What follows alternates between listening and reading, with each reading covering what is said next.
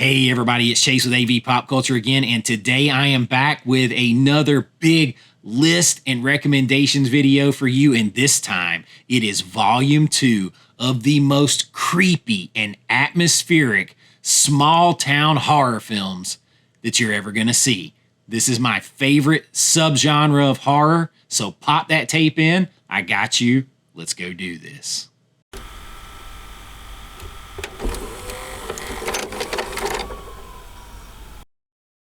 All right, so creepy small town atmosphere.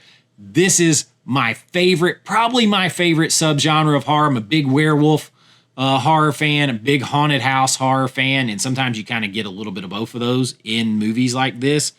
But I'm just going to go ahead and tell you right now, this is volume 2, and then my buddy Daniel over at the Cobwebs channel, he followed up my first one with a list of his, and I'll link all of his down there too. He did a second list recently, and I had told him I was doing this list, so we're a big fan of this subgenre, but I am not going to repeat any movie that was on any of those 3 lists. So we're taking 30 films in this subgenre off the table. So you won't see things like Dead and Buried. You won't see things like The Fog. Stuff like that we have already covered. So I'm going to link those videos in the description so that you can check those out. Today, it is a fresh 10, and it is a great 10. We're going to jump right in at number 10 with 1998's Disturbing Behavior. Now, this stars James Marsden. It stars Katie Holmes. And Marsden plays like the new kid in town who comes to the town of Cradle Bay. The small town, you know, they always have these cool names. Cradle Bay, Antonio Bay in The Fog, you know, all that.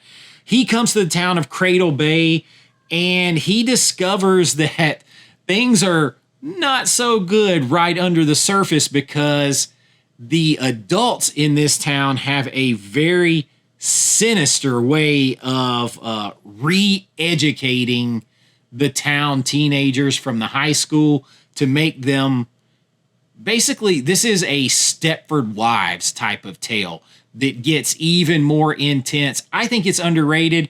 It's got some 90s cheese factor to it with some slang. Listen, that is like a year after the year I graduated high school. There's slang in there that I never heard, but it's cool. And it definitely checks these boxes. Sinister, scary, little Invasion of the Body Snatchers, a little bit Stepford Wives. You can't go wrong. Late 90s, Katie Holmes, Disturbing Behavior comes in on our list at number 10. Now at number 9 on our list is another one from the late 90s. It is 1999's Cherry Falls. Now this stars the late Brittany Murphy, and in the town of Cherry Falls, a murderer is killing virgins at the local high school. And what is the answer to that? Well, let's everybody deflower each other. Let's all lose our virginity to stay away from the killer. There's a lot of kind of underneath backstory that you're going to find out. Michael Biehn from the Terminator, from Tombstone, all that, he is in this film. Jay Moore, I believe, is in the film too. Randomly, I feel like is in here. And you kind of got a little bit of sleepaway camp vibes. You kind of got a little bit of Psycho vibes to me. And Scream as well. This is a time when everybody's kind of trying to do some takes on Scream. And you kind of have all of that in here. Kind of a funny thing. Surprisingly, not much TNA for a film that is about the subject matter that it's about. But Cherry Falls got some atmosphere, got some mystery, definitely has the whole small town is under this kind of thing that's happening. Totally checks all those boxes. Cherry Falls, one I don't hear people talk about a lot. It comes in at number 9. Now, at number 8 is one that I just saw recently, and honestly, it and one other one on this list, I actually considered moving up higher on this list, but I didn't want like the fresh watch to kind of overtake me. So I'm going to leave it right here, but it is a high recommend. I'm talking about Population 436. And this is from 2006. and stars Fred Durst, of all people, who does a really good job acting in this film. But the lead character is Jeremy Sisto, and he plays a census taker who is sent to this sort of off-the-grid, very rural town of Rockwell Falls. We got Rockwell Falls, we got Cherry Falls, all these kind of things. He is sent to this town of Rockwell Falls by the census to figure out and investigate why the town's population has stayed at exactly 436 for like 100 years, however long they've been taking a census. And he gets there, and it's like a town stuck in time. They're like a cork in a bottle, stuck in time. And as it goes, it gets creepier and creepier as he is trying to uncover this secret. And it is quite the twist ending here. I'm not going to spoil it. You just start to think these people are absolutely crazy. There is religious aspects to this. There's supernatural aspects to this, definitely underlying there. You get a little bit of almost, I could stretch and say H.P. Lovecraft vibes, because it's almost like an interdimensional thing. It's a whole thing that you have to unravel. And I was riveted. I'm not going to lie. I definitely enjoyed it. And population 436, high recommend for me. It comes in at number 8. Now, at number 7 on the list is one that I have talked about on the channel a long time ago, but not for this. I talked about it when I discovered it. It's perfect for this category. I'm talking about 2023's. This is a pretty recent one, Dark Harvest. Now, I think this is based on a book that I haven't read. But this takes place in an isolated, small, like apparently Midwest farming town. It's not really overly clear or overly important. It has all the old, like, kind of like 1950s Midwest farm town, Smallville vibes to this place. But it harbors a dark secret, and that is every October, so we've got very much Halloween vibes and fall vibes. And every October, there is a ritual where the certain boys in town are sent to hunt and kill this creature that comes to life, Sawtooth Jack, who is like this jack-o'-lantern head thing, and they must hunt and kill him before he reaches a spot in town. I'm not going to give everything away. And the winners supposedly get riches and fame, and their family is taken care of, and all this kind of stuff. But man, is there a multi-layered mystery here. Man, is there a twist ending. And the only thing that knocks this down a bit is I would like more of an epic backstory conclusion to this thing and build on this mythology that they've created. But wow, it's a very entertaining movie. The journey, much more than the destination on this one, gets me to recommend Dark Harvest at number 7. Now, at number 6 is one that I just found and I have watched 3 times. I really wanted to move this up, but I'm like, I'm not going to let myself get caught up in that, because I had ranked these after the fresh watch of each of them, and then I watched this one more. I wanted to move it higher, but holy smokes, I cannot recommend 1963's The Haunted Palace enough to you. This movie is incredible. It's a Roger Corman directed film, stars Vincent Price, Deborah Paget, Lon Chaney Jr. If you don't know who Deborah Paget is, she's in movies with Elvis. I can't remember. I can't remember if it's Blue Hawaii or Love Me Tender. I can't remember which one she's in with Elvis. She's also Joshua's wife in The Ten Commandments. Absolutely beautiful. She quit acting right after this because she married a multimillionaire. She is in the movie, and this thing brings in not only the small town, because holy smokes, does it have a small, creepy town. This is like London fog atmosphere. You want to talk about fog, atmosphere, lamps, an old, creepy seaside town. But Vincent Price here plays Charles Dexter Ward, who finds out that he has inherited a mansion in this town. He and his wife have inherited this mansion. So they come to this small town of Arkham, and The people are not very welcoming, and it's very creepy, very off-putting, and you feel it with them when you're there. You feel the nature of this. And they discover that this long-lost relative might not have been the best guy. As a matter of fact, he might have been a Satan-worshiping, Cthulhu-worshiping, otherworld, old god, demon-worshiping warlock. And this very much brings in, it's based upon a story, I believe, from Edgar Allan Poe and H.P. Lovecraft. So this is like a mashup of Edgar Allan Poe and H.P. Lovecraft. I mean, you even get a glimpse of a Cthulhu-type monster, but then you get haunted house vibes. You get the small town where everybody in town knows something sinister is going on. They know that there's a evil secret. And the townspeople converge on him at different times. It's creepy, scary, atmosphere turned up to 11. I am talking about turned up to 11.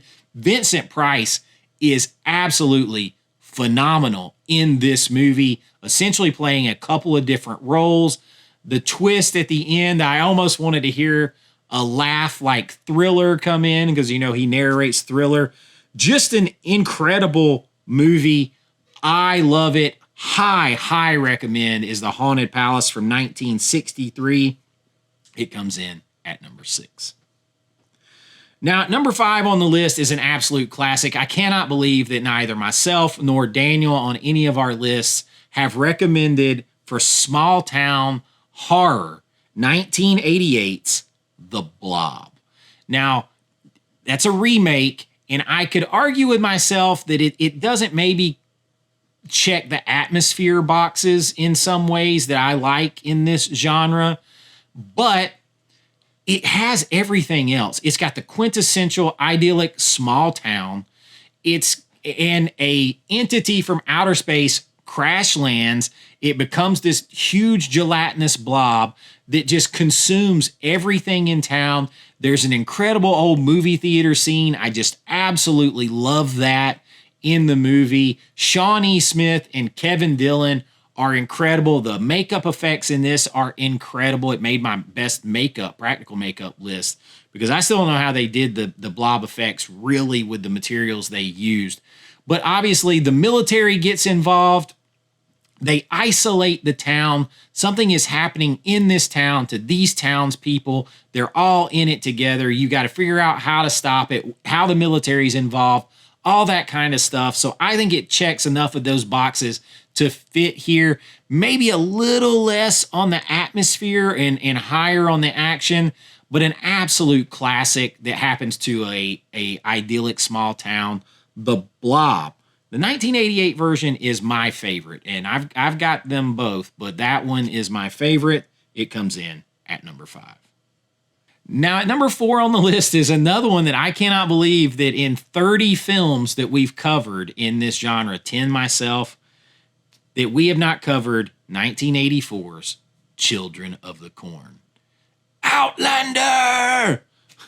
This movie, a young couple, you've got Linda Hamilton in here, a young couple stumble into, again, it's like another Midwest farming town, right? So I don't know what it is about that stuff, weird stuff going on in the Midwest with the farms and everything else. I guess people fear the flyover states in some way, so they said a lot of things there. I think maybe it's just easier to imagine these things happening in less populated areas, but they stumble into this town and they find themselves trapped with basically a cult of children led by maybe a demonic child who believe they need to kill and wipe out anyone over the age of 18 years old. So it is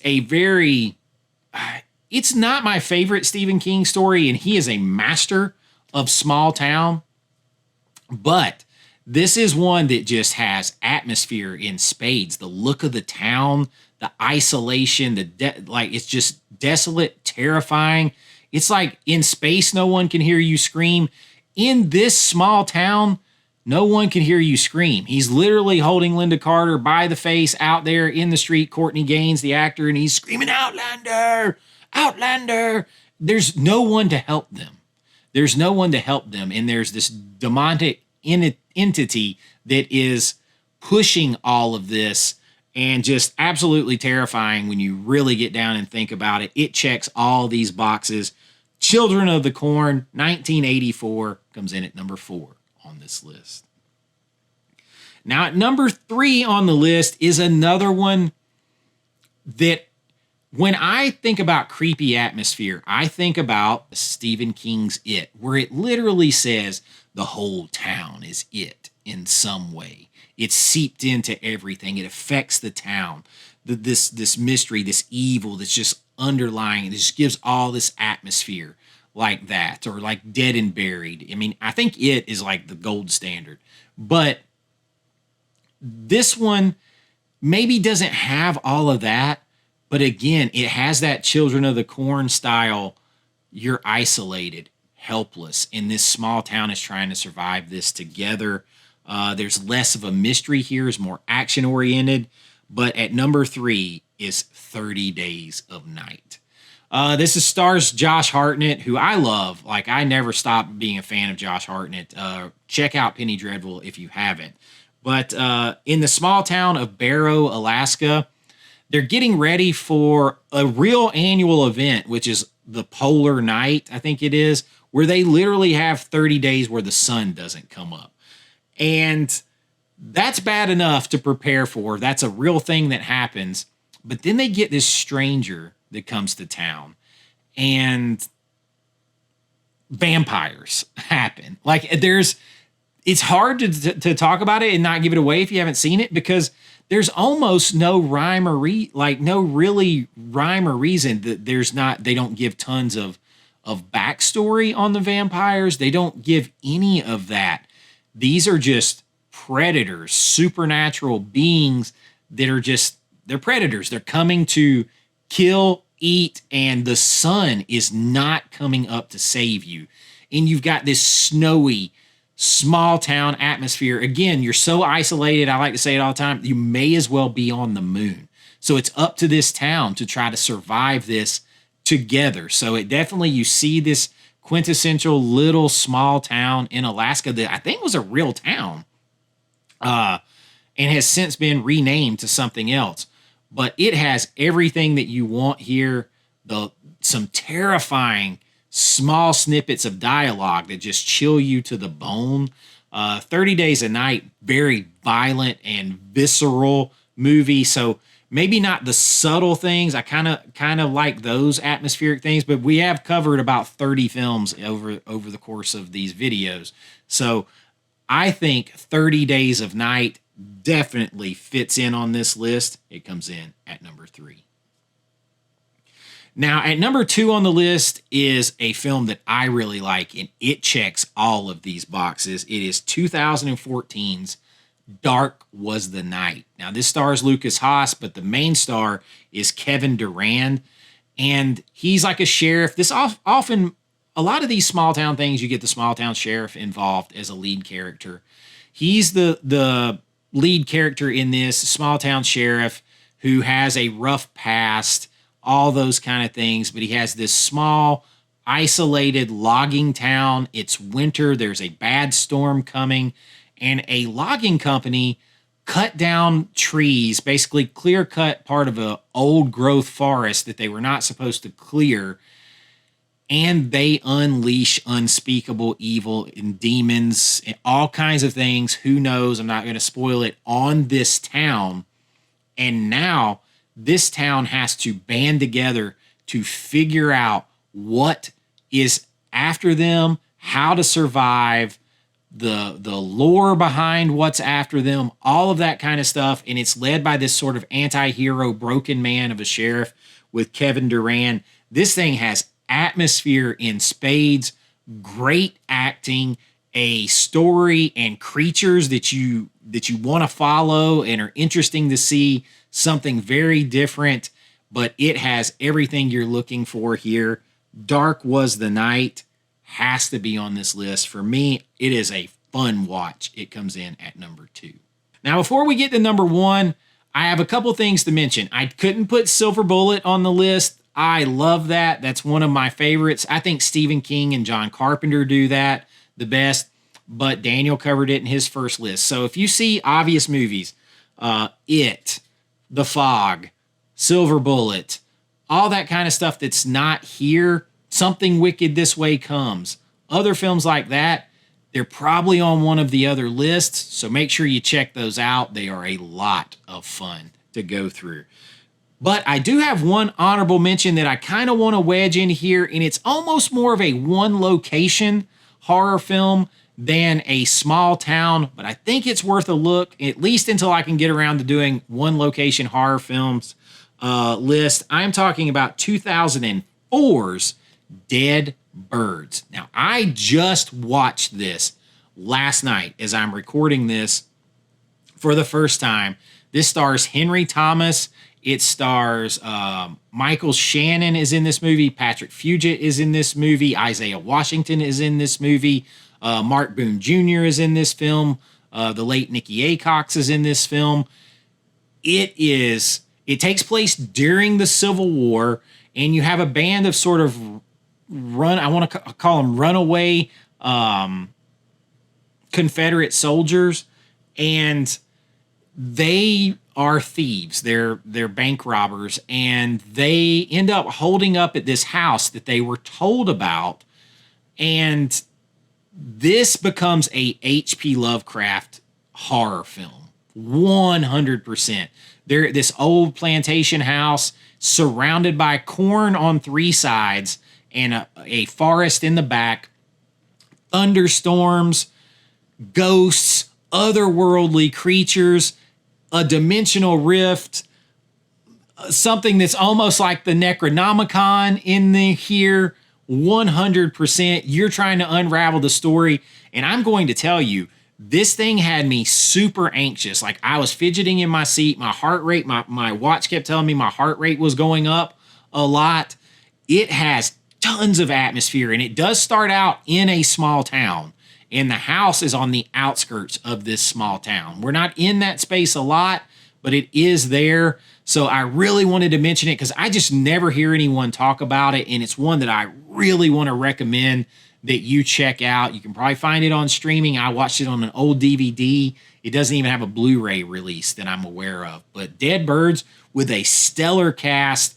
If you're into H.P. Lovecraft, cosmic horror meets Evil Dead meets Amityville horror kind of thing, in a set in a period piece, like if you liked Sinners, check this movie out. Do yourself a favor. It is excellent. Dead Birds, a great, great film. Kind of wanted to wedge it in here. But now that leaves number one, and I think maybe the reason this one hasn't been done is because it is so obvious, but it's so damn iconic, you just can't keep it down for long. Number one on this list is Halloween, 1978. I mean, how many films can just become synonymous with the town, Hadenfield, Illinois? Like, people who barely even know it by that small town name.